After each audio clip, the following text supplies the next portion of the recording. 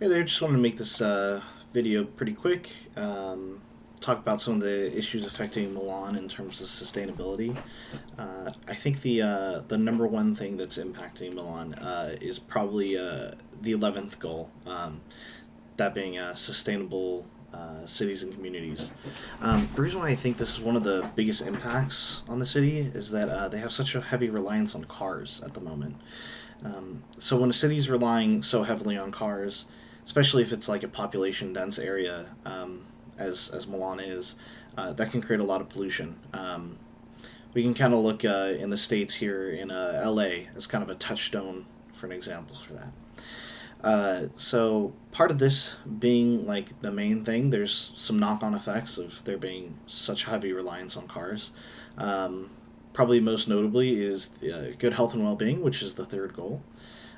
So with so many pollutants in the air created by all these cars that are in the area, um, there's going to be adverse, health effects. Um, and sort of another problem, another knock-on effect is affordable and clean energy, which is goal number 7. So when you have all these cars, there's a more demand for gas, which could have a chilling effect for production and like infrastructure for electric vehicles. Um, yeah. So all that being said, together it kind of creates like a compounding, like negative synergistic effect that you obviously want to avoid if you're keeping your eye on sustainability. So let's talk about some of the solutions. One of the solutions that we could do is, discouraging the use of the cars, right? So we could open up more sidewalks, make it easier to walk around the city, especially if it's like such a downtown area. Should make it very easy to get around. And if you were to do that, you would cut down on the amount of cars, cutting down on the pollution, kind of cutting out everything that we talked about so far.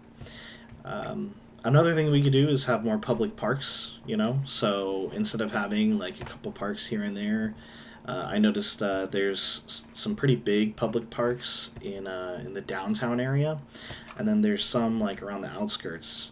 If you created more public parks, you'd have less people driving to those parks, so you could have more people walking, to their local park that's, could be just down the street or not very far, kind of helping out with the amount of cars in the city and all the pollution.